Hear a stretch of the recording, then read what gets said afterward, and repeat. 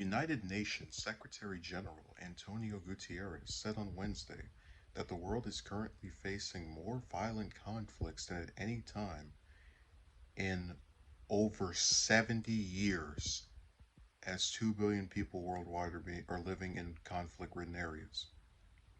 The Secretary General, speaking at a peace building commission meeting, said the world was facing the highest number of violent conflicts since 1945.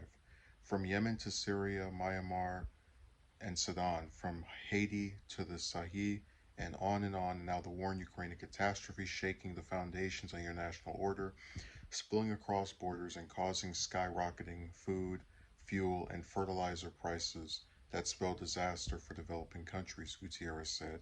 As we meet today, 1/4 of humanity lives in conflict affected areas, he added, estimating that this year alone, 274 million people would require humanitarian assistance. The Secretary General has said an estimated 84 million people were forcibly displaced because of the conflict, violence, and human rights violations last year. In his remarks, Gutierrez touted his proposed new agenda for peace, which he said places preservation and peace building at the heart of our efforts, in addition to proposing 100 million in funding for the Peace Building Fund. The UN leaders' comments and proposals come as Ukraine continues to endure a violent full-scale military invasion from Russia. Earlier this year, the UN reported that almost 6.5 million Ukrainians have been internally displaced amid the conflict, in addition to the other 3 million people who have fled the country and are living as refugees abroad. So, the one thing I like about his comment is that he mentions Yemen, um, because that country's been just decimated and destroyed for the last 6 years, ever since Obama decided to start assisting Saudi Arabia with their revenge scheme.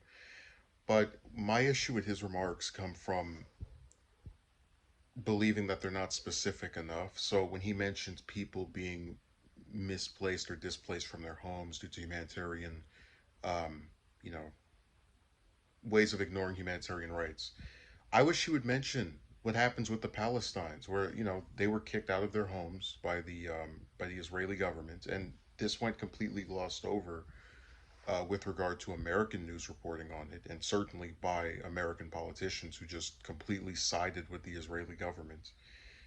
And it just sucks that you had to have a conflict with, let's just come out and say it, a country of people who are not people of color as their majority to start seeing some complaints be levied at, because I'm sorry, but for the last, as long as I can remember in following this stuff, 10 years, I haven't followed for 10 years, but just like regularly. But if you look at the early 2000s up until now, you've always had these conflicts that have killed hundreds of thousands of people, have had horrible effects on millions of people. You look at Iraq, the US's invasion of there, or Afghanistan, like you go to Libya, Syria, Somalia. I mean, I don't know why we couldn't have seen comments like this a couple of years ago. It feels too convenient that amid all these different humanitarian crises around the world, it's only when you get to the one in Ukraine, which everyone is, having their selective outrage over, that people start to pretend they care.